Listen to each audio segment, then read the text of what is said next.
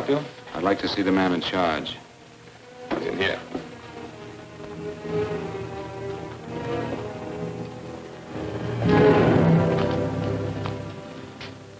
I want to report a murder. Sit down.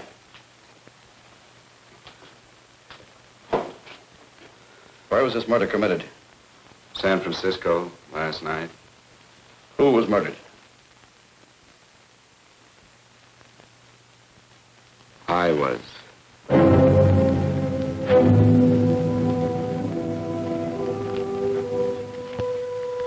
Well, do you want to hear me out or don't you, Captain? I don't have very much time. Your name Bigelow? Frank Bigelow? That's right. Answer the San Francisco APB. Send it direct to Inspector Bannon at Homicide. Tell him we found Frank Bigelow. Go ahead, Mr. Bigelow. Well, this involves some other people, Captain. A number of other people. You tell it any way you like. I live in a little town called Banning out on the desert. It's on the way to Palm Springs. I have a small business there. Paula? Yes, Mr. Bigelow? Give me a copy of Miss Hollis's 48 tax return, will you? Oh, you better get the 47, too. Yes, Mr. Bigelow. I don't think we took any depreciation on that new equipment last year. No, we didn't. I remember you said we could include it all this year. Sure we can. Hey, Frank. Yeah, well. Peterson says he wants a financial statement before he can give me my loan. Hello, Kitty. I will. Well, I'm leaving for San Francisco today, but I'll be back in about a week. I'll take care of it for you then. Sure is a scorcher, isn't it? Well, I've seen him worse. Well, have a nice time, Frank. Yeah, thanks, Will. Oh, why don't you come down to the place and let me give you another permanent? Makes your hair so much easier to manage in all this heat. I can't afford it right now. Maybe next month. Yeah, here it is. No, we didn't take it. Well, we can do it this year. You work it out any way you think fit. Have a nice trip, Frank. Sure, Kitty. See you when I get back. Bon voyage. Why don't you come down anyway, Paula? We'll work out a deal on that permanent. Thanks. Maybe I will. Hello? Oh, hello, Mr. Hawkins. Just a moment. Do you want him to send your ticket over? No, I'll pick it up myself. No, never mind. Mr. Bigelow will pick it up at the station. Bye.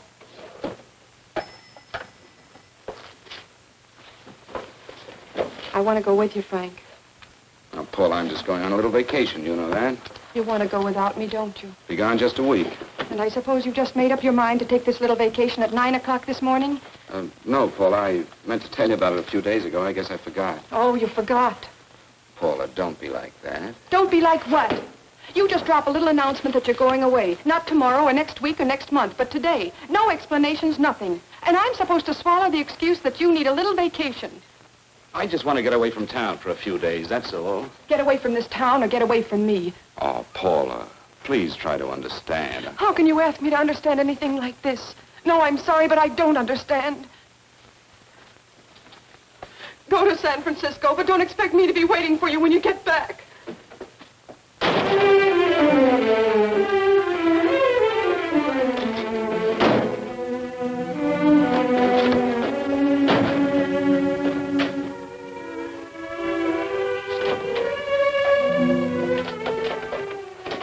Paula, please, Paul. Come on, turn around, look.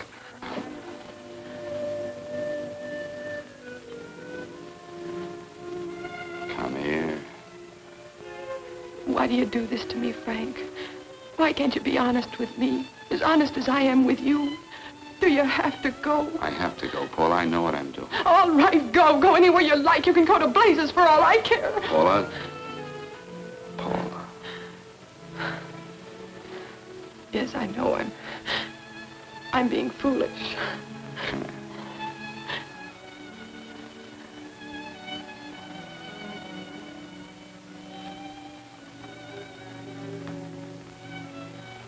Come on, fix your face. We'll go down to Eddie's and have a drink. All right, why not?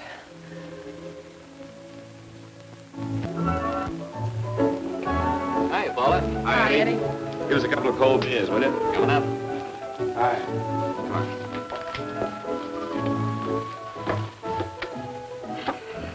relief. This air conditioning feels good. I sure wish we had it in the office. It'd make working a pleasure. Well, if it stays this hot, don't bother going in the rest of the week. I win 2 races today. How many did you lose? And you would have to ask that. Kind of early for you two, ain't it? Too hot to work. That's what I like to hear.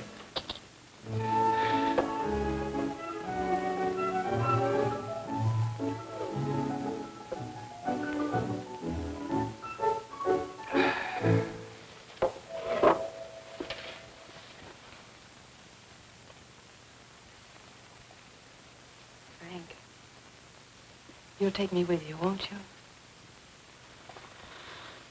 You will, won't you? Or am I crowding you? What do you mean, crowding me? Maybe you do need this week away alone. Maybe we both do. I know what's going on inside of you, Frank. You're just like any other man, only a little more so. You have a feeling of being trapped, hemmed in, and you don't know whether or not you like it.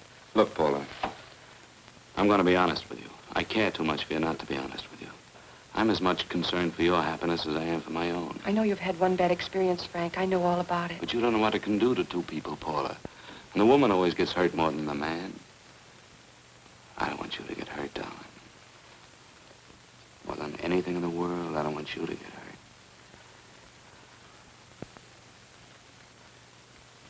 Want to hear some music? All right, Frank. Got a couple of nickels, Eddie? Yeah. This won't bother you, will it? No, next result doesn't come in for half an hour.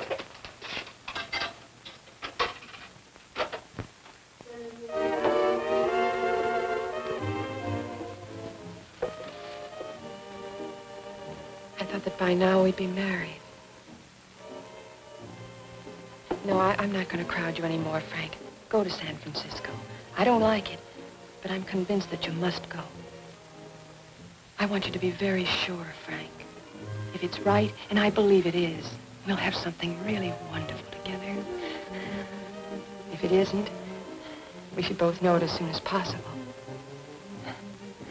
So you see, even if I could stop you, I wouldn't do it now.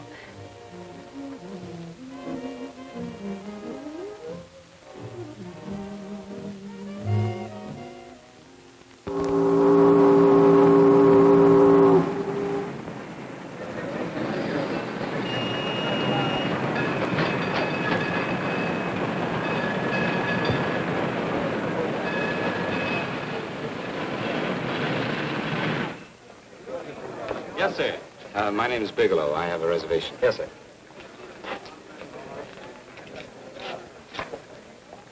Here we are, sir. My name is Bigelow. I have a reservation. I have it, sir. It's a very nice room on the 6th floor, facing the bay. Boy, this might help you enjoy your stay, Mr. Bigelow. It's a little booklet on how to have fun in San Francisco. Oh, thank you. Very welcome, sir. Thank you. Say, is it always like this around here? No, this is market week, and it's the last day, too. Boy, always around until you need them. Oh, 517? Thank you. Here's a message for you, Mr. Bigelow. Long-distance call came in about an hour ago from Banning, from a Paula Gibson. Oh, thank you. Very welcome. Show Mr. Bigelow to 618. Right this way, Slide.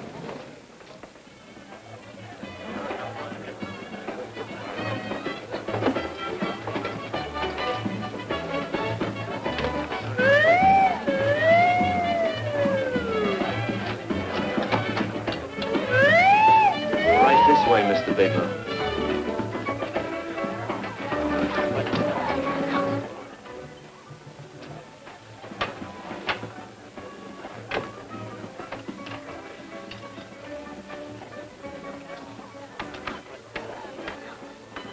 Is there anything else, Mr. Bigelow? Oh, yes, you can get me a dry Manhattan and a package of razor blades. Yes, sir. Thank you.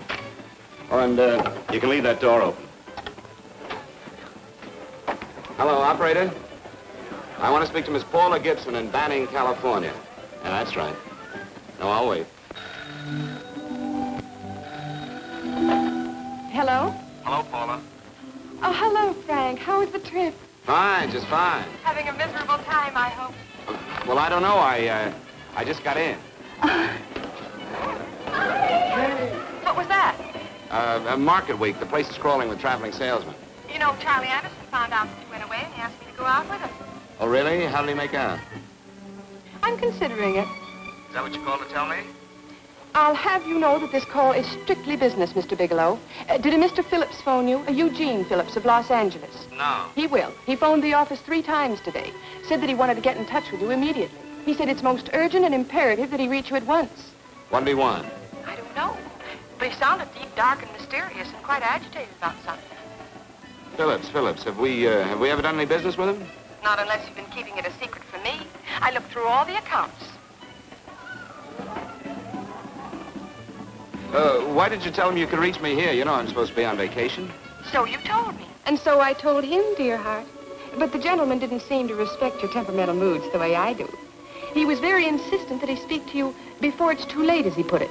Well, tell him you tried to get in touch with me and I've changed my plans and you can't reach me. He won't talk to me. I told him that I was your confidential secretary, but I guess I didn't sound confidential enough. So I told him that he could reach you there this evening. Well, call him back. If it's as important as he says it is, he'll talk to you. Otherwise, you'll just have to wait until I get home. My, aren't we adamant this evening? All right, shall do. And Frank, Yeah? I don't quite know how to say this. Say what? Well, what I want to say is that there's nothing you can do that you ever have to feel guilty about. Oh. Sure. Thanks, Paula. I'll call you tomorrow. Right.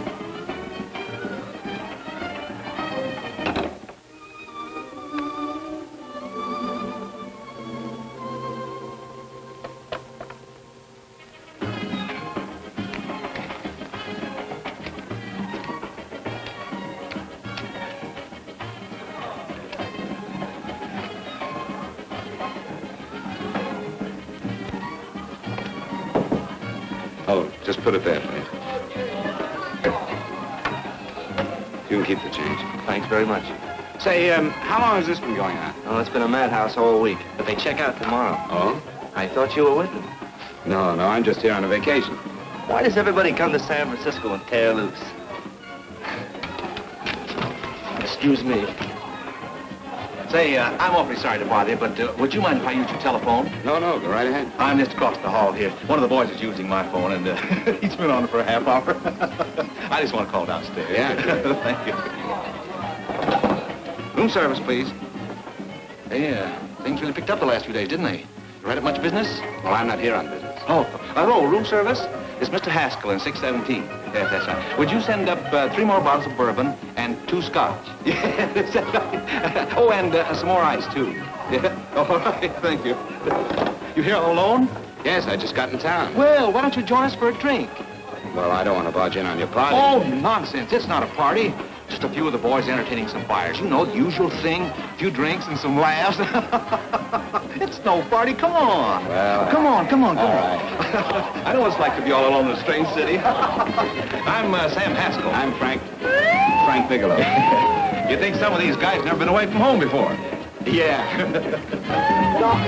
Hey, quiet down a minute. Hey, will you quiet down a second? I want you to meet Frank Bigelow. Hello. All right. This is Jane Carlisle. Hello. Bill Welch. How are you, Mr. Wells? Glad to know you, Bigelow. Jane's the prettiest buyer in San Francisco. Oh, hey, I resent that. You don't think I believe him, Elaine? Well, he spreads that from coast to coast. Oh, gee. But it's good for my morale anyway. I'm George Cantwell. Glad to know you, Mr. Bigelow. Bigelow, yes. Right on much business? He's not here on business. Oh, well. Well, why don't you get the man a drink before he dies of thirst? How about a little bourbon? Well, that's fine. Bourbon it is. Of course, Mr. Wallace. Yes, Mr. Wallace.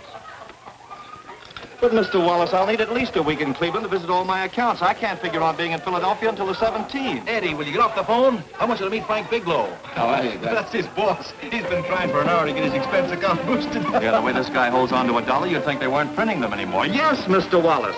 I'm leaving here the first thing in the morning. Yes, sir. Oh, keep your hips loose, Harry, like this. Oh, yeah. How's he doing? Oh, there's nothing wrong with Harry's drummer. The 2 years at Arthur Murray's wouldn't shoot. Hey, now, wait a minute. I was doing all right there. This is Sue and Harry Brandon. Hello, good to meet glad you. How are you? Where'd you find her, Sam? On a dance marathon? Oh, bourbon. Oh, really? Oh, thanks. Say, I'll bet you could do the rumba. Well, a little, but I'm kind of rusty. Anything would be an improvement after Harry. Oh, how do you like that? Well, here goes. Hey, you're good. Oh, my wife, she's a good dancer, isn't she, Bigelow? Oh, yeah. Hey, fellas, I thought you were going to show us a good time tonight. Is this doing the town? That's right. We practically bankrupt our stores to buy everything you've got. Then you keep us in this hotel room. I agree. This is my last night to howl before I go back to being a dutiful housewife. Well, it looks like we're stuck, boys. This is where we blow all our commissions in one night. And you're coming with us, Bigelow. Oh, no, thanks. You run along. I've got to get unpacked and have dinner. Oh, no, you're not going to get away from me. Now that I found a man who can dance, I'm going to hang on to it.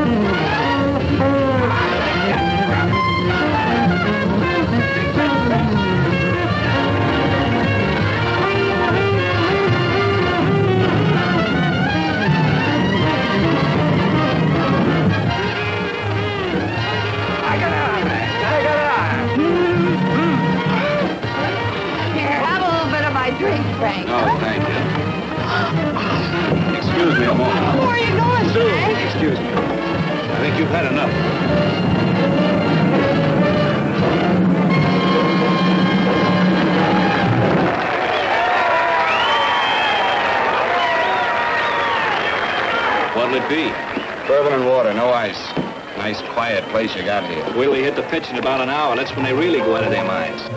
Who's the blonde? Oh, she's one of the chicks that hangs around here. She's jive crazy. Come again? Oh, you ain't hip, pal. Jive crazy means that she goes for this stuff. Just between you and me, I don't get it either, but I gotta listen to it. They're all connoisseurs, music lovers. Me, I like Guy Lombardo. What's the matter with him? Oh, he's flipped. The music's driving him crazy. Come down, Jack. Oh, don't buy me, man. I'm being light. Is the blonde alone? Oh, sure, society. She always comes in alone. Drives a big convertible, wears a mink coat, but knows everybody. But she always comes in alone. Thank you. I wanted to kiss you. I tried to... Give me another blast, Leo. What's your story, Jeannie? Easy.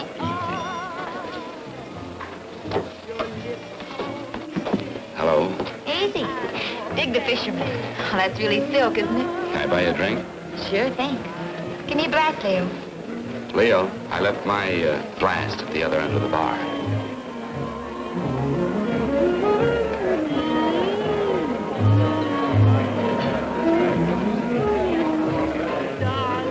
My name is Jeannie. What's yours? Frank? I've never seen you here before, Frank. Well, I've never been here before.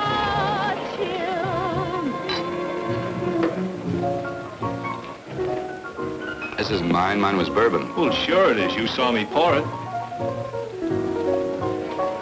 Give me a fresh drink. Anything you say. Oh, listen to that piano. Feel those vibrations.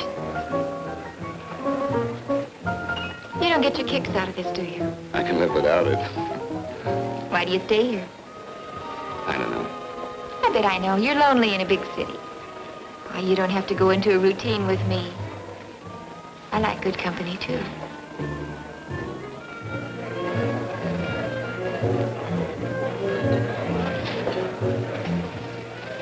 Say, there are some people there I want to avoid. Couldn't we get out of here? Let me think about it. Oh, come on. How about going somewhere else? Huh? Why don't you meet me later? Okay. Where? I tried to forget you, but you whispered, darling, I love. Call me at that number later. It's my next stop. They've got a band there that'll really send you. See you, Jeannie. Easy.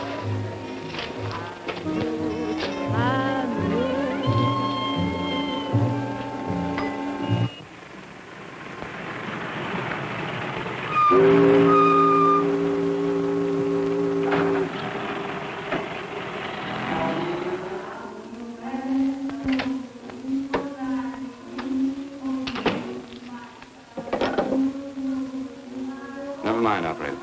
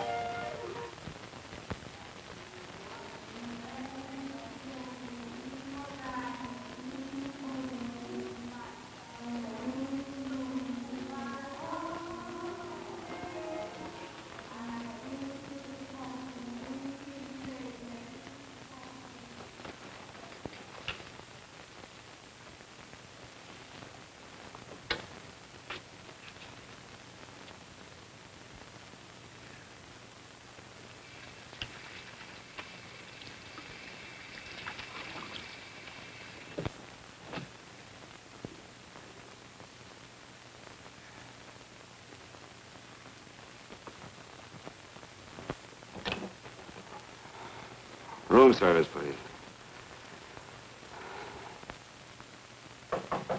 Come in.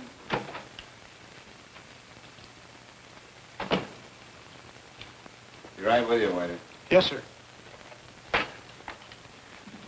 Rest well, sir? Yeah, sure. May I? Go ahead. It's on there for you. Thank you, sir. Would you like anything else? Oh, thank you, that's all. Waiter. Yes, sir. Take this away.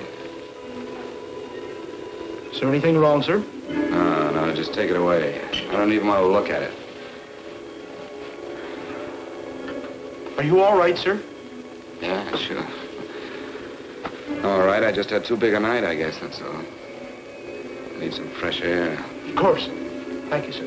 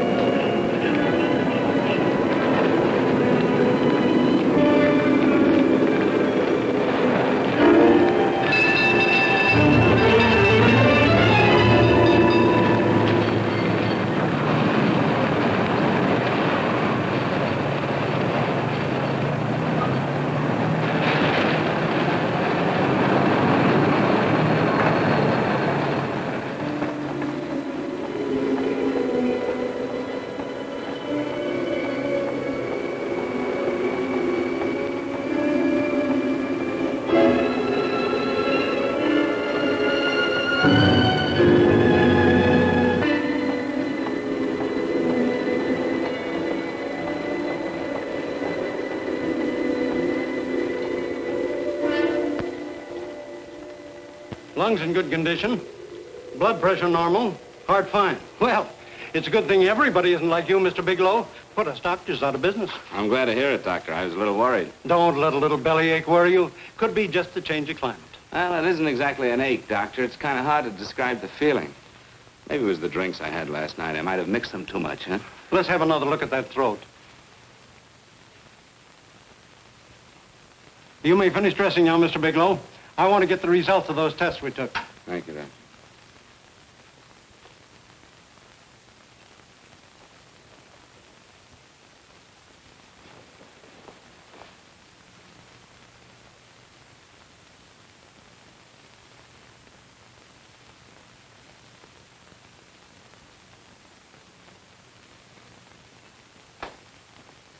Mr. Bigelow, this is Dr. Schaefer. Hello, Doctor. How are you? Sit down, Mr. Bigelow. According to the information you gave Miss Wilson, you're not married, Mr. Bigelow. That's right. Do you have any relatives, family, anyone in San Francisco? No, no one. I don't know a soul in San Francisco. Where is your home? What is this, Doctor? Why all the questions? You're a very sick man, Mr. Bigelow. Sick? But you told me I was in good shape. Yes, I know. But my preliminary examination didn't reveal your true condition. You sound as if it's pretty serious, Doctor. It's extremely serious. I want you to understand that we wouldn't tell you something like this unless we were absolutely certain. Well, of course, of course. You must steel yourself for a shock, Mr. Bigelow. Well, go on, Doctor. What is it you're trying to tell me? Our tests reveal the presence in your body of a luminous toxic matter. What is that exactly? A poison that attacks the vital organs. Poison? We have no alternative but to tell you this. Your system has already absorbed sufficient toxin to prove fatal. I wish there was something that we could do. What do you mean, wish? You mean there's nothing? There is nothing anyone can do. This is one of the few poisons of its type for which there is no antidote.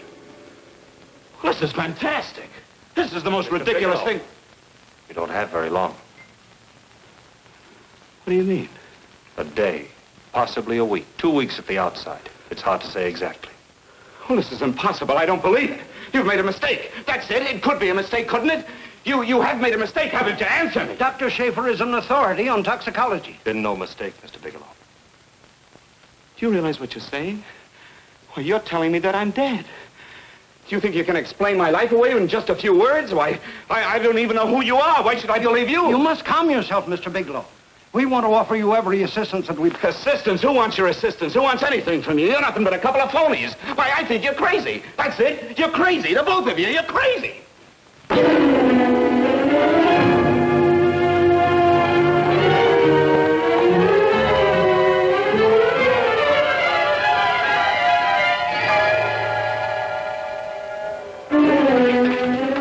Where's the doctor? You can't come in. Come on, tell me. You have to go through the meeting before you come Get out here. of Doctor. What's the trouble here? What's the matter with you? Doctor, I want you to examine me for luminous poison. Come right in here.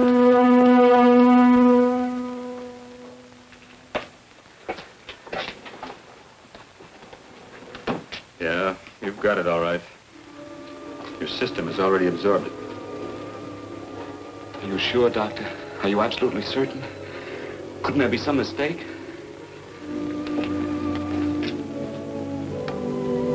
There it is. Toxin is actually luminous in the dark. Now there's no doubt about it, Bigelow. I don't feel sick. My stomach is just a little bit upset. Maybe it's not as bad as you think, Doctor. That's characteristic. With a heavy jolt, you go suddenly in a matter of hours. But if the stuff is taken in a lesser degree, you last a while, and then...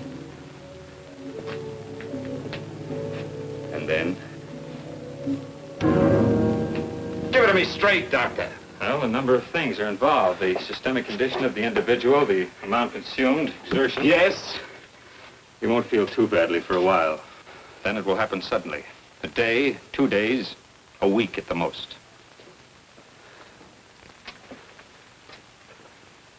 A day. 2 days. There's nothing that can be done now. If it had been caught in time, your stomach could have been washed out. But you've had it in you for some time now. For at least 12 hours, haven't you, Bigelow? I don't know. You don't know? No. Don't you know how you got it? No. This is no accident. Somebody knew how to handle that stuff. That wax is tasteless and odorless. The amount of alcohol in your body, you must have got it in liquor. I was drinking last night. Arrange for your admission to the hospital immediately. Of course, I'll have to notify the police. This is a case for homicide. Homicide? I don't think you fully understand, Bigelow. You've been murdered.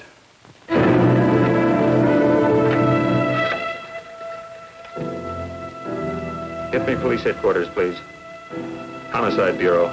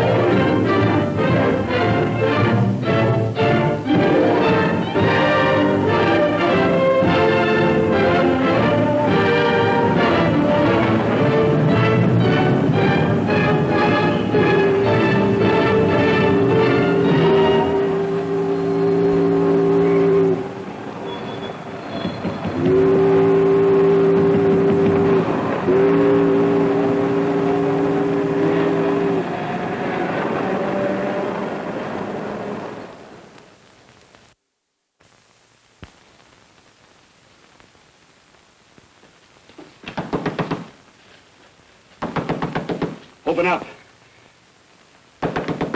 Open this door, I tell you. Open it up or I'll break it down. Where are those men? Where are those men who were here last night? I don't know. There are no men here. Please go away. Don't lie to me. Where are they? Mister, this lady just checked in. Those men aren't here no longer. They checked out the hotel early this morning. Checked out? Please go away. I'm sorry. I'm terribly sorry.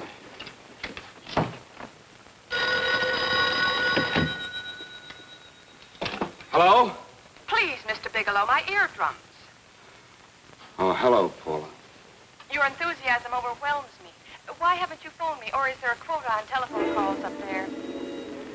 I'm sorry. I've been busy. I'll bet you have. Visiting the museums, no doubt. What's happening up there that's exciting or different? Nothing, not a thing. I'll bet you miss me, but you're too stubborn to admit it. Sure. You know, if you'd like me to come up, I could pack a toothbrush and leave right away. No.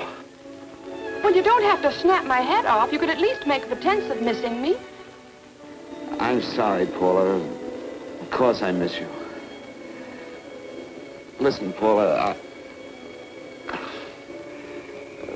Paula, it's just that I don't feel like talking now. I'll call you later. Don't strain yourself.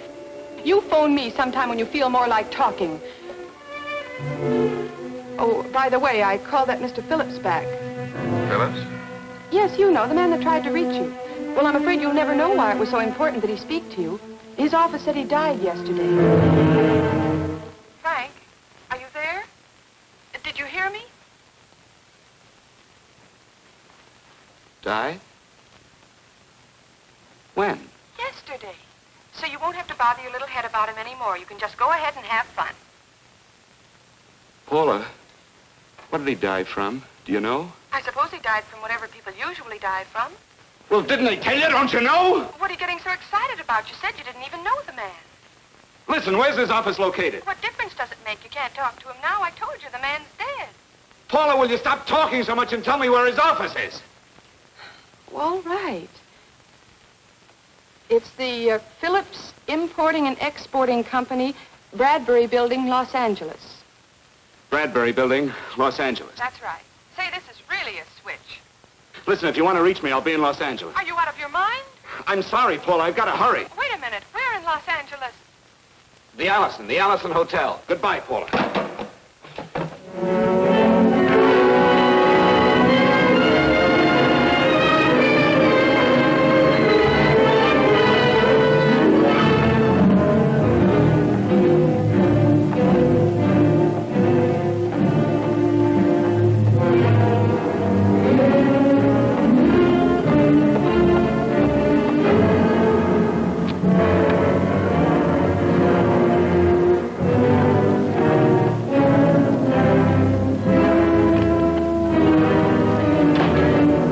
Someone in charge here. What is it in regard Well, it's to? a personal matter. It's quite urgent.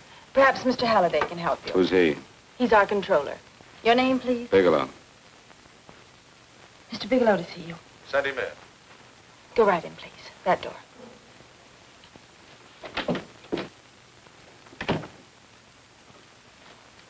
Mr. Bigelow? How are you, Mr. Halliday? What can I do for you? Well, Mr. Phillips phoned my office several times yesterday. I'd like to find out what it's all about. You know Mr. Phillips died yesterday? Yes, I know. Well, I don't understand. If he phoned you, didn't he tell you what it was about? Well, he didn't speak to me. I wasn't in my office at the time, and he wouldn't tell my secretary. Well, I'm afraid I can't be of much help, Mr. Bigelow. I've no idea why Mr. Phillips tried to reach you. I'm sorry you had to make the trip for nothing. How do you know I made a trip? I didn't say anything about making a trip. I merely said he phoned my office. My office could be here in Los Angeles. Miss Foster, Yes? didn't you mention something yesterday about Mr. Phillips speaking with Mr. Bigelow in San Francisco? I said that he had phoned Mr. Bigelow's office in Banning, but that Mr. Bigelow was staying at the St. Francis Hotel in San Francisco. I'm sorry you misunderstood me. Do you know why Mr. Phillips called? No, I don't. All right, thank you, Miss Foster. You can understand that we've been somewhat upset around here. Now, if you don't mind,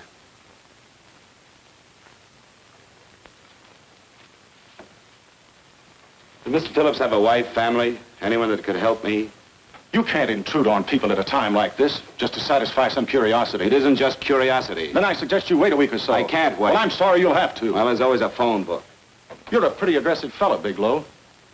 Are you quite sure that this is as important as you make it appear to be? It's important. Mrs. Phillips lives at the Sunset Arms Apartments. Thank you. I needn't tell you she's under a strain. I suppose you're capable of using a little more tact with her than you demonstrated with me. I think I can handle it. By the way, what was the cause of Mr. Phillips' death? Suicide. He leaped from the balcony of his apartment.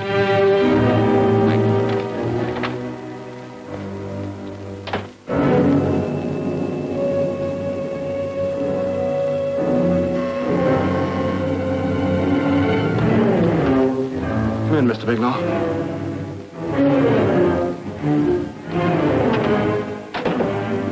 I'm Stanley Phillips, Eugene's brother. Halliday phoned that you were coming.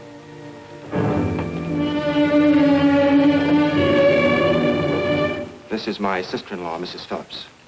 I'll try to make this as brief as possible, Mrs. Phillips. I'm afraid I can't be of any help to you, Mr. Bigelow. I haven't the slightest idea why my husband wanted to speak to you. I guess Halliday covered just about everything. Did your husband ever mention anything about me, Mrs. Phillips? Anything at all? No. I can't recall Eugene ever having mentioned your name.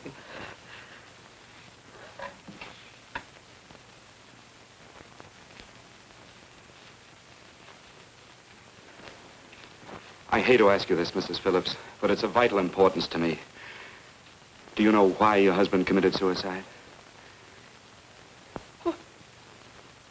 Oh. You're certainly not the most diplomatic person in the world, are you, Bigelow?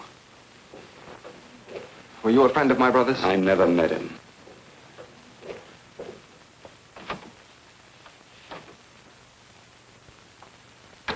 My brother was in a jam, a pretty bad jam. He was arrested 2 days ago. He sold some iridium to a dealer by the name of Majak. It's a very rare metal, very costly. Anyway, the iridium turned out to be stolen. He was released on bail yesterday, but he faced a pretty stiff prison term. Men have committed suicide for less. Yes, I know. That's how the police feel about it. What puzzles me, though, is this crooked deal. Knowing Eugene, you wouldn't say he's the type of man to be mixed up in anything like that, now would you? I told you I never met him. That's right, so you did. Now, what's this all got to do with you, Bigelow? I don't know. Let's come play with each other, Bigelow. Surely you must have some idea why my brother was so desperate to contact you. I have no idea. That's odd. Then how could it be of such vital importance to you? Well, you seem to know the answer to everything else. Maybe you know the answer to that one, too.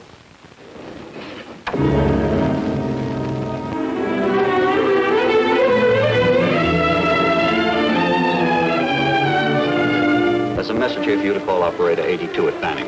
Oh, thank you. Show Mr. Bigelow to room 821. Say, would you have the operator put this call through to my room right away? I'll take it up there. Thank you. Hello, operator. Yeah, I'll call you if I need anything. Thank you, sir. Hello, Paula? Well, Sinbad, I'd just about given you up for lost. Do you mind telling me just why you rushed down to Los Angeles?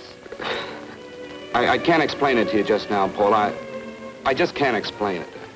What's going on, Frank? You don't even sound like yourself. Well, I'm just a little tired, Paula, that's all.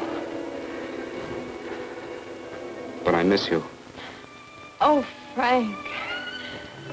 I can't tell you how good it is to hear you say that. And here I was worrying that I'd lost my charm. When are you coming home, Frank? Soon, Paula. I'll be home soon. I'll go right out and get myself a permanent so I'll be pretty when you see me. Hey, guess what? I found that Phillips name in your notarial ledger. Notarial ledger? Yes, of all places. I remember now I made the entry myself. You had notarized a paper one morning before I came to work. What kind of paper was it? A bill of sale for a George Reynolds made out to Eugene Phillips of Los Angeles. So you see, I was right. We hadn't done any business with Phillips, only indirectly. What was the bill of sale for? A shipment of iridium, whatever that is. Iridium. You mentioned at the time that this fellow Reynolds had made some kind of a deal in Palm Springs, and he stopped in your office early in the morning on his way north to have it notarized. Wait a minute. Wait a minute, George Reynolds. That was about 6 months ago, wasn't it? That's right, 6 months ago. Thanks, goodbye. Goodbye. Hello, operator. Get that number back for me.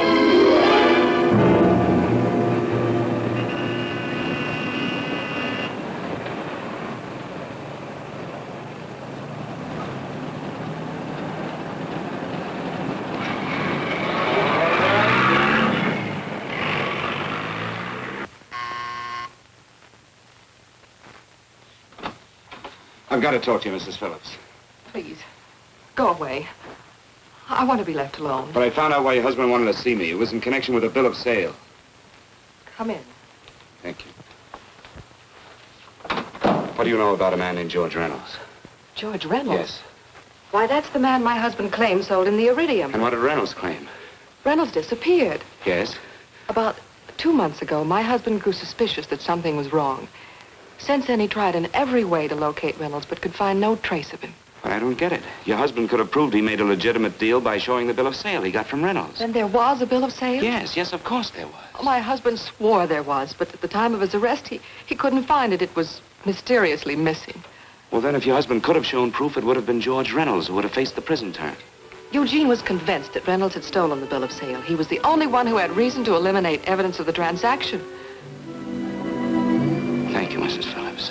Thank you very much. You've been very helpful. Oh, if you'd only come sooner, Mr. Bigelow. My husband might be alive today. I know.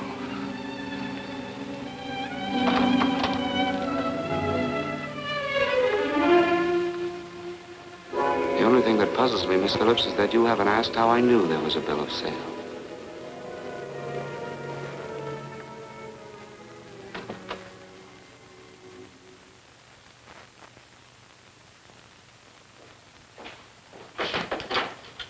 Mr. Holliday isn't in. He should be back shortly.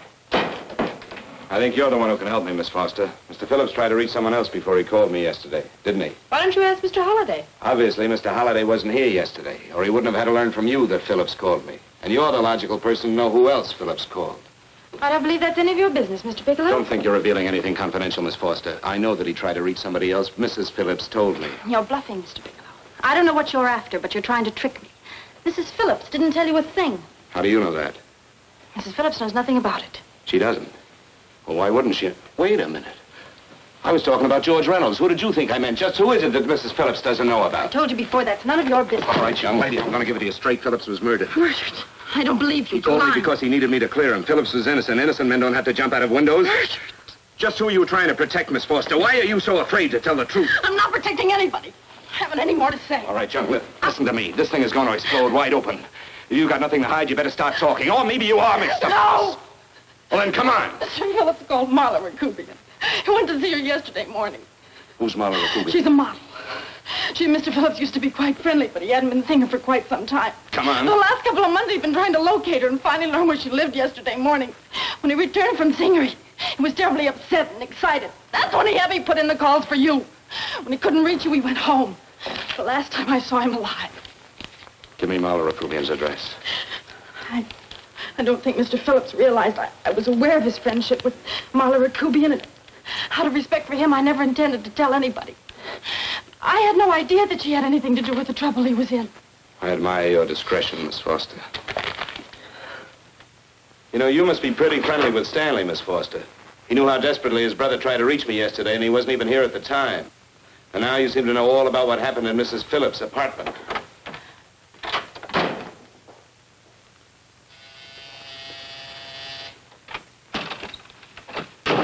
Miss Rakubian? Yes?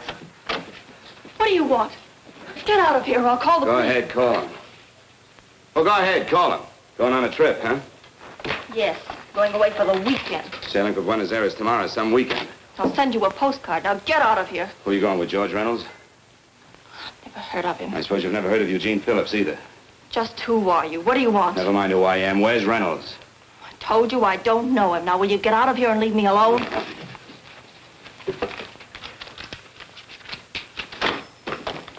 So you never heard of George Reynolds, huh? And don't try to tell me that this isn't him because I've seen him. If you think you can scare me, you're crazy. Look, I know that Phillips came here yesterday. And right after he left, he was pushed out of a 6-story window. Pushed? Phillips committed suicide. Your playmate Reynolds murdered Phillips. Then he went up to San Francisco to get me. Because I knew about a certain bill of sale. I don't know what you're talking about. You're in this right up to your pretty little neck. I'm not mixed up in anything. Get your hands up. Drop that picture on the couch. Turn around. Don't get any ideas because I'm not afraid to use this. Give me your wallet.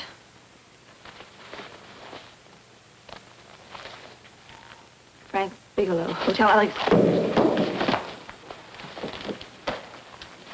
All right, now where's Reynolds? I don't know. I don't know where he is. Is that what you told Phillips yesterday? I told him exactly what I'm telling you. I haven't heard from him in months. Yeah? You're mighty careful of the picture of a man you haven't heard from in months. What does the Ray stand for? It was a pet name. Do you mind? Oh, it sounds very cozy, Miss Rakubian. You and Reynolds call each other pet names while you make a sucker out of Phillips. Phillips made the deal because he wanted it. Yeah? I'll bet you weren't above using what it takes to help make him want it. Who's paying for this trip? I am. Really? A first-class trip to Buenos Aires on a model salary. Don't make me laugh. Since you and Reynolds aren't seeing each other anymore, you don't mind if I keep this to you? If I were a man, I'd punch your dirty face in. You know, I really believe you would.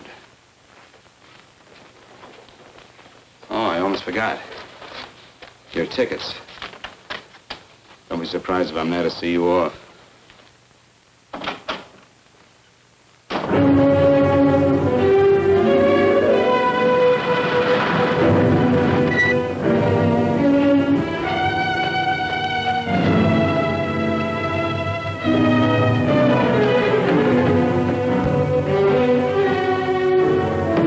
Angelo.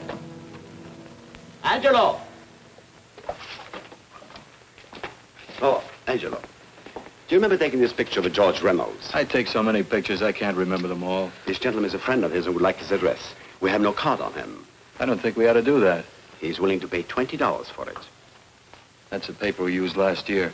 Of course, you understand, we usually don't give out the information about our clients. I know, you're a couple of high-class fellas. Thank you. Revealing anything confidential is against the ethics of our establishment. That's right. Honesty is the best policy. Of course. But in your case, inasmuch as you're a personal friend of Mr. Reynolds... Thanks. I knew you'd come through. Got it. Here it is. We don't have his address. He must have called for the picture. But he couldn't have been a very good friend of yours, mister, because his name is not George Reynolds. It isn't? Well, what is it? It's a... Oh, huh? Oh. Yeah, it's Raymond Rakubian. Rakubian?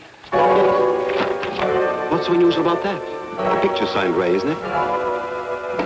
Yeah. Yeah.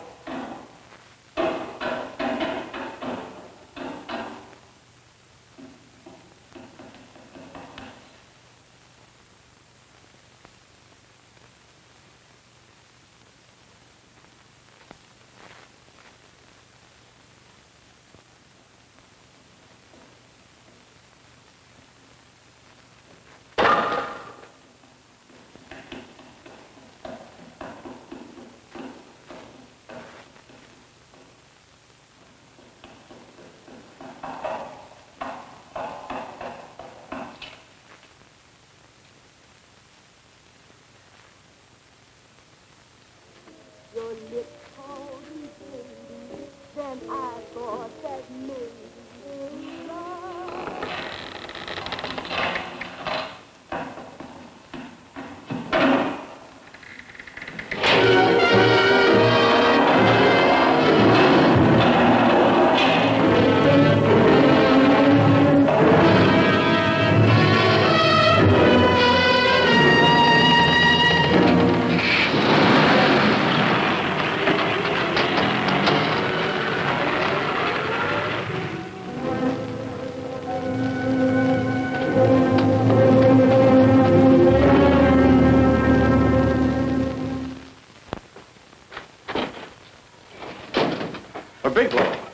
Are you all right?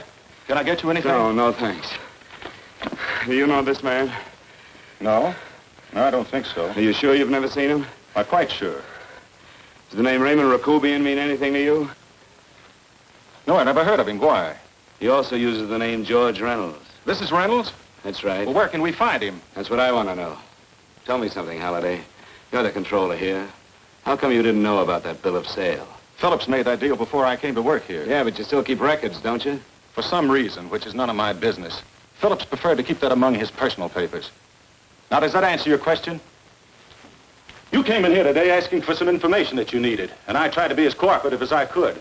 But now you're beginning to annoy me. So get out before I throw you out.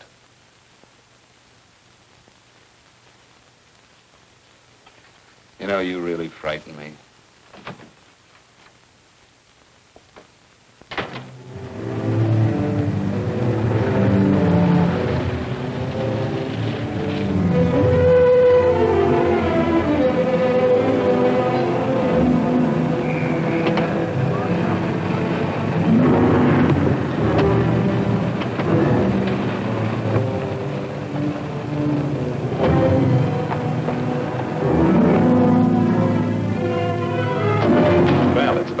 showed up, Bigelow. Go ahead, Dave.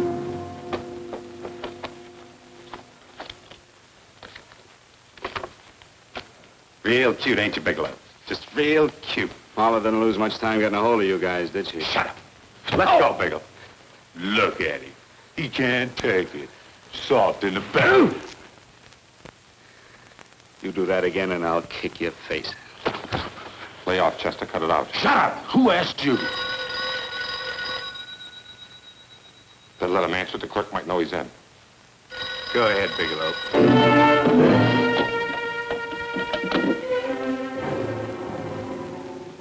Hello? Frank.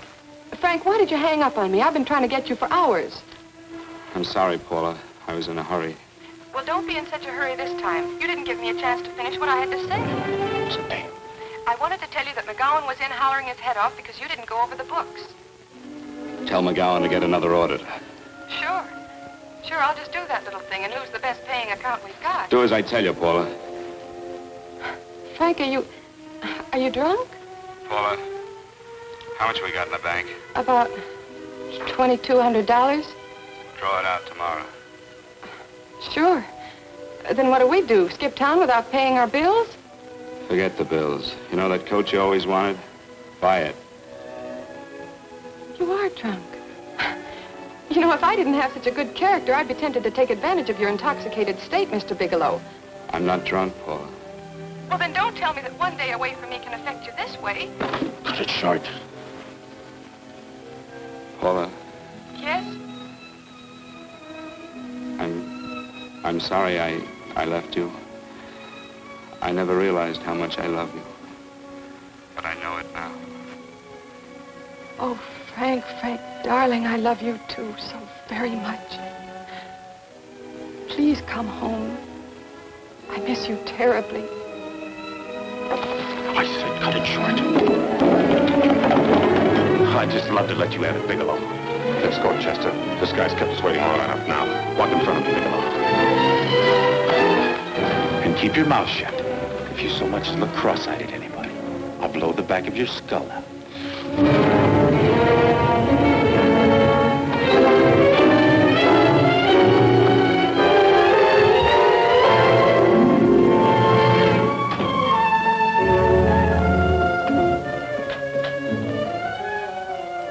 Bigelow's real cute.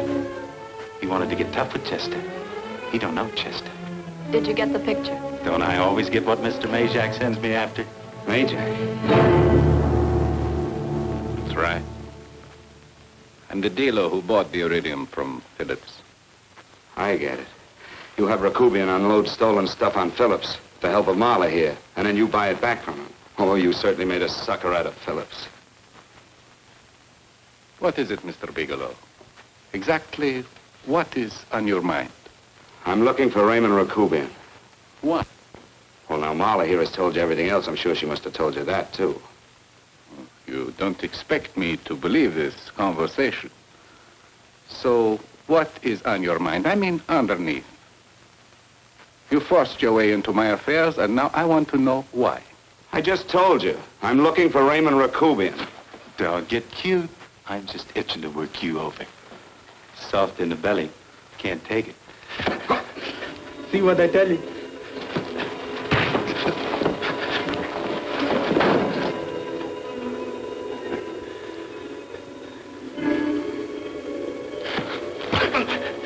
Can't do that to Chester. I'm gonna blow your guts out. Easy. Lay off, Chester, not now. Look at him. He's so scared of Chester, he'd talk now. He's not afraid, Chester. You can tell from a man's eyes when he is afraid. Look at his eyes.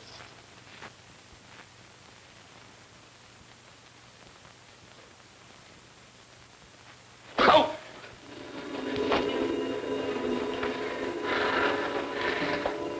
I'm telling you, Majak, you better keep him away from me or he's really going to have to use that gun. Go away, Chester, please. Do what I tell you, my boy. Please.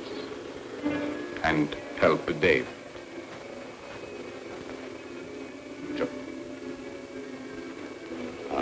You're in pain.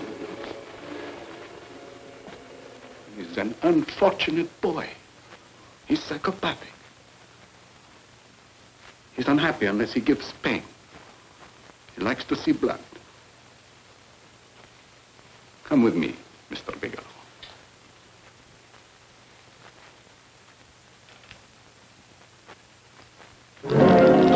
Raymond Rakubian was my nephew. He could not possibly have tried to kill you. He's been dead 5 months.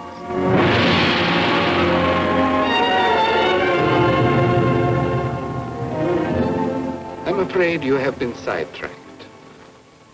Provided it is true that somebody made an attempt on your life. Somebody made an attempt again today. I had no reason to kill you, believe me. What do you mean you had no reason? I notarized a certain bill of sale. You notarized the bill of sale for Reynolds, not Rakubian. Now, what I told you was true. I had no reason to kill you. That's a closet, Mr. Bigelow. And under other circumstances, you could go home now. But now you present a problem. You know too much, and I am in danger. Chester! Suppose I were able to prove to you that I only want to find the person who tried to kill me. And I won't cause you any trouble. You know I can go to jail for 10 years for this little business. 10 years. At my age, that's my life. That means my entire life. With my life, I do not take chances. I am sorry, believe me. You want Joe to go with you? No. Just Bigelow and me. And baby makes 3. But Major, goodbye, Mr. Bigelow, and forgive me. Let's go, Bigelow. I guess you won't be there to see me off.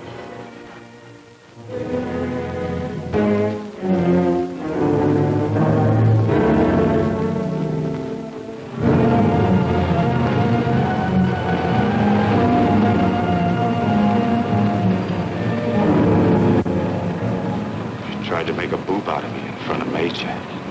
Shouldn't have done that, Bigelow. I don't like that. I'm going to enjoy this, Bigelow. I've done jobs like this before. I knocked off guys I could like. But I don't like you, Bigelow. I never liked that puss of yours from the minute I seen it. Yeah. I'm going to enjoy this.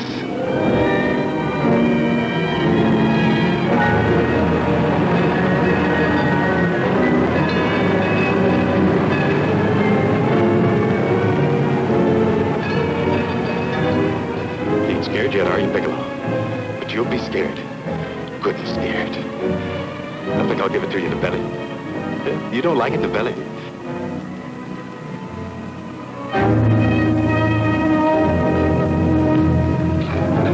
Good. Try it. I'd just love you to try it, Bigelow. Why don't you try it? Go ahead.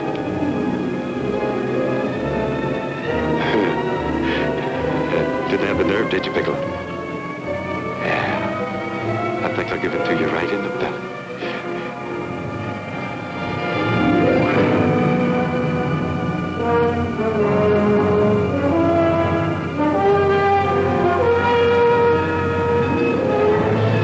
Longer when you get it in the belly.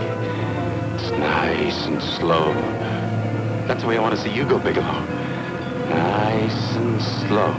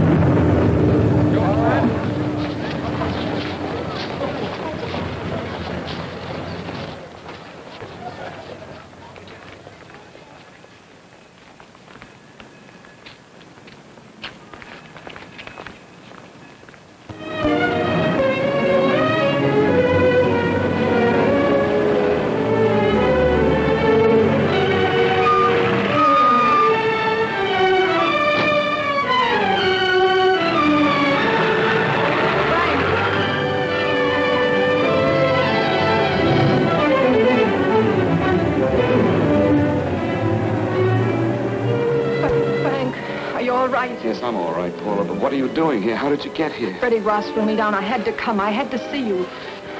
You shouldn't have come, Paula. You shouldn't have. What is it, Frank? You're in some kind of trouble. I know it. Look at you. You're a sight. Your clothes look as if you've slept in them. Are you ill?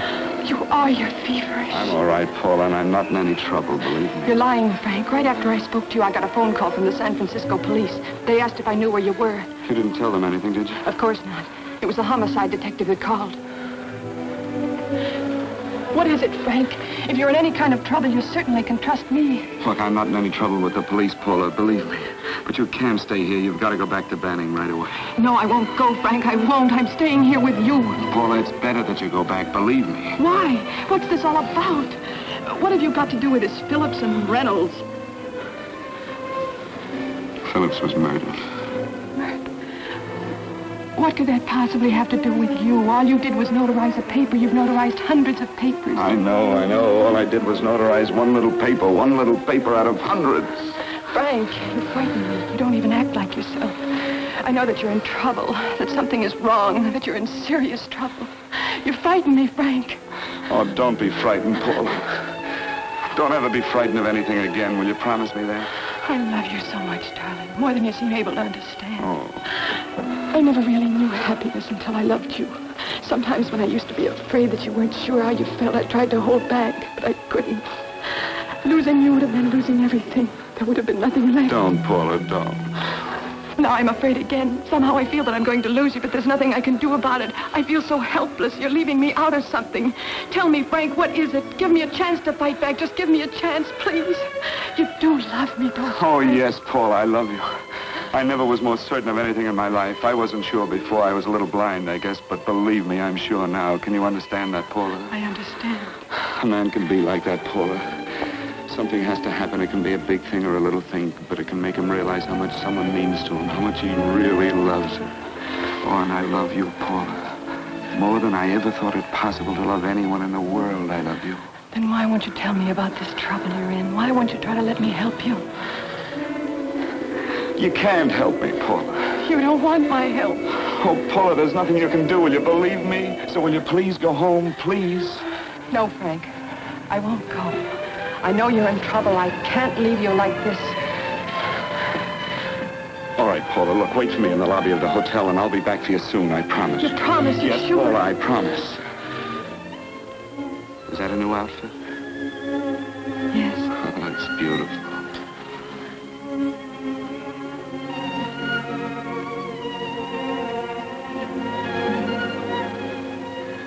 You'll come back to me, won't you, Frank? Yes, Paula, I'll come back, I promise. Please hurry, darling. Oh, I love you. I love you, Paula.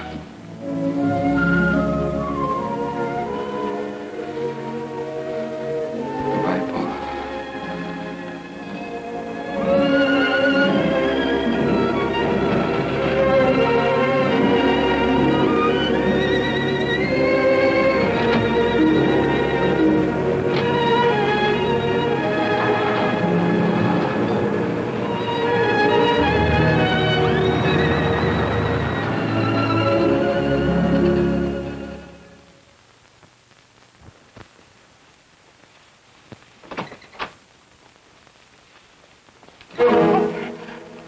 Stanley here? You sure? All right, get in there. Now get Stanley on the phone. Tell him to come over here right away. Use any excuse you want. What are you going to do? What was Stanley going to do when he used me for a clay pigeon today? I don't know what you're talking about. Don't act innocent with me. I fell for that once. I don't know what you mean. I told you everything you wanted to know this morning. Yeah, you told me just enough so I'd get sidetracked and wouldn't know that Stanley was the one I was after. Stanley? Oh, no. You and Stanley have been together on this from the start. Now, come on, get on that phone and call him. Don't let him know I'm here. Bigelow.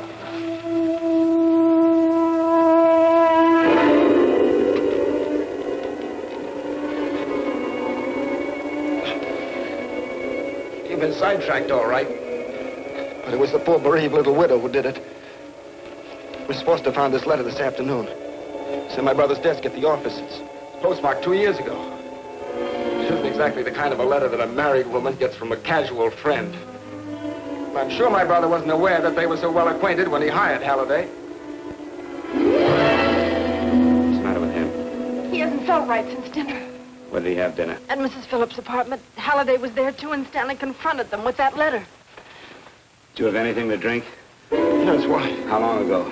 Half an hour ago, just before I came here. Miss Foster, get on the phone, call the emergency hospital. Have them get an ambulance over here right away. What? Tell them to prepare a stomach wash for luminous poisoning. Luminous poisoning? Go on, do what I tell you. You may still have a chance to save his life. Go on!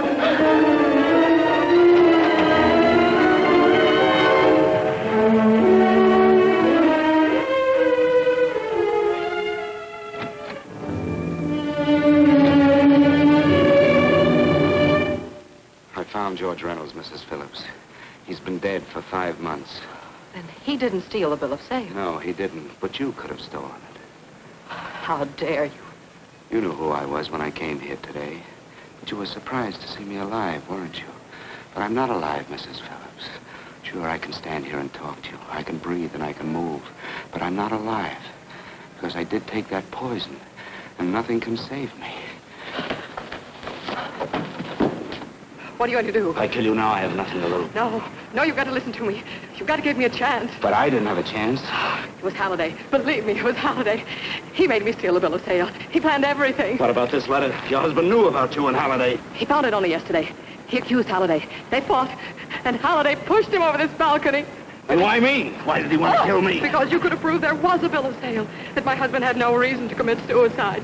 Halliday was desperate. After he killed my husband, he found out about the phone calls to you. He thought you spoke to him, that you knew enough to involve him.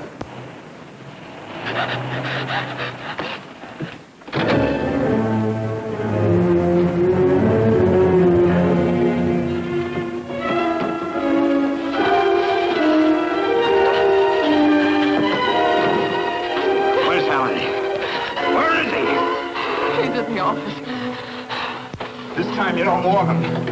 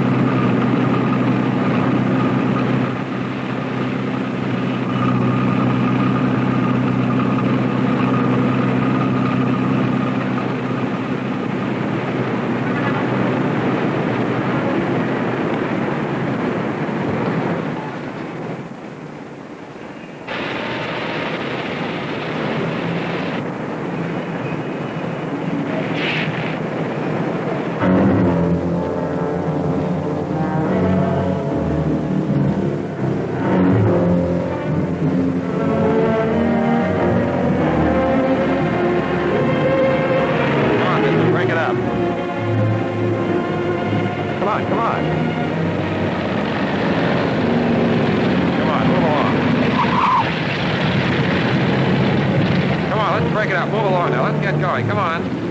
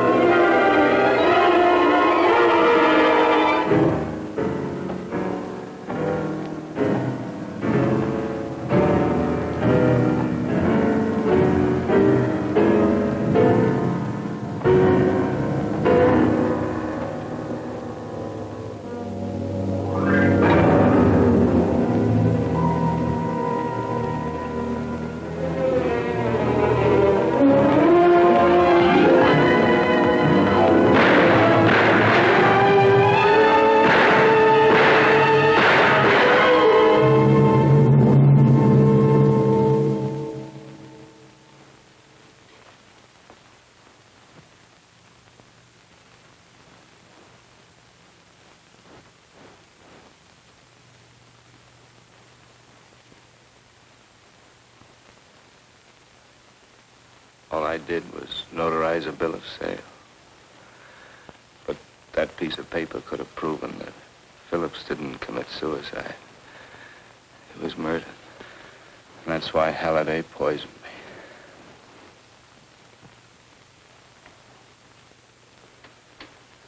me. Would you?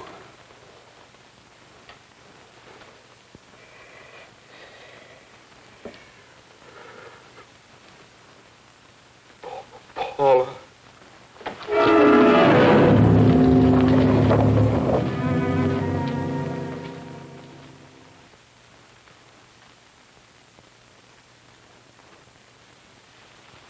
Call the morgue.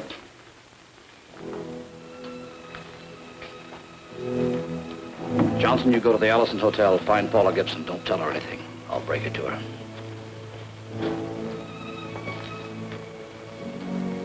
How shall I make out the report on him, Captain? Better make it dead on arrival.